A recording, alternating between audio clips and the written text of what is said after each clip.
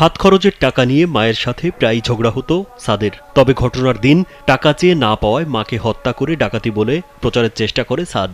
মঙ্গলবার দুপুরে প্রেস ব্রিফিংয়ে এ তথ্য জানান র্যাব বগুড়া ক্যাম্পের কোম্পানি কমান্ডার মেজর এহতেসামুল হক খান। এ সময় তিনি জানান, বগুড়ার দুপচাচিয়ায় গৃহবধূ সালমা খাতুনকে তার ১৯ বছর বয়সী ছেলে সাদ বিন আজিজুর রহমানই হত্যা করে ডিপ ফ্রিজে রেখে দেয়। আটকের পর জিজ্ঞাসাবাদে মাকে হত্যার কথা র্যাবের কাছে স্বীকার করেছে সাদ। গতকালকে রাতে সাদ, তার বাবা আজিজুর রহমান এবং একজন জনৈক ভদ্রলোক জুয়েল রানা প্রামাণিক, এই তিনজনকে আমরা জিজ্ঞাসাবাদের জন্য নিয়ে আসি এবং জিজ্ঞাসাবাদ শেষে পর্যাপ্ত জিজ্ঞাসাবাদ শেষে সাদ স্বীকার করে যে সে তার মাকে হত্যা করে। Double million offer, Walton fridge কিনে পেতে পারেন ২০ লক্ষ টাকা, রয়েছে কোটি কোটি টাকার নিশ্চিত উপহার। নিহত সালমা খাতুন দুপচাচিয়া ডিএস কালিম মাদ্রাসার উপাধ্যক্ষ আজিজুর রহমানের স্ত্রী। আজিজুর রহমান স্থানীয় উপজেলা মসজিদের খতিব এবং আজিজিয়া হজ কাফেলা নামে একটি প্রতিষ্ঠানের কর্ণধার। আজিজুর ও সালমা খাতুন দম্পতির ২ ছেলে ও ১ মেয়ে। বড় ২ ছেলে মেয়ে ঢাকায় থাকেন, আর ছোট ছেলে সাদ বিন আজিজুর রহমান বাবার মাদ্রাসায় আলিম শ্রেণীতে পড়ালেখা করে। ছোট ছেলে সাদকে নিয়ে আজিজুর রহমান দম্পতি দুপচাচিয়া উপজেলা সদরে জয়পুরপাড়া এলাকায় নিজেদের ৪ তলা ভবনের ৩য় তলায় বসবাস করতেন।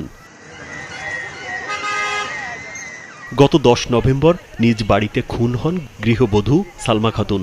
হত্যার পর তার মরদেহ ডিপ ফ্রিজে রাখা হয়। ওই দিন বিকেল ৩টার দিকে নিহতের ছোট ছেলে সাদ বাড়িতে ফিরে তার মাকে না পাওয়ার কথা জানায় তার বাবাসহ স্বজনদের। পরে খোঁজাখুঁজির এক পর্যায়ে ডিপ ফ্রিজের ভেতর থেকে তার মায়ের হাত পা বাঁধা মরদেহ উদ্ধার করা হয়। এ সময় ঘরে থাকা স্টিলের আলমারিতে ধারালো অস্ত্রের আঘাতের চিহ্ন এবং কুড়াল দেখে পরিবারের সদস্যরা ঘটনাটিকে ডাকাত দলের কাজ বলে সন্দেহ করে। পরে ওই দিন রাতেই সাদকে থানায় নিয়ে জিজ্ঞাসাবাদও করা হয়। মেজর এহতেসামুল হক খান আরও জানান, হত্যাকাণ্ডের পরপরই তদন্ত শুরু হয়। তদন্তের এক পর্যায়ে হত্যাকারী সন্দেহে সালমা খাতুনের ছেলে সাদ বিন আজিজুর রহমানকে সোমবার দিবাগত রাত ১২টার পর জিজ্ঞাসাবাদের জন্য নিয়ে আসা হয়।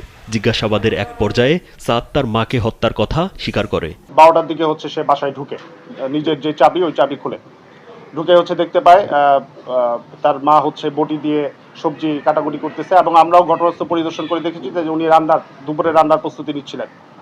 তো তখন সে ঢুকে তার মাকে পিছন থেকে জাপটে ধরে নাক এবং মুখ চেপে ধরে।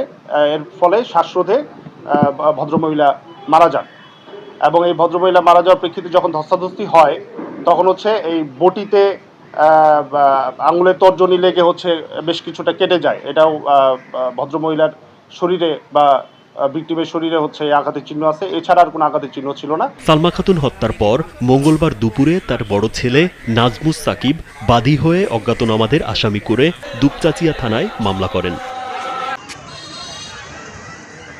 রাজীব বিশ্বাস, কালবেলা।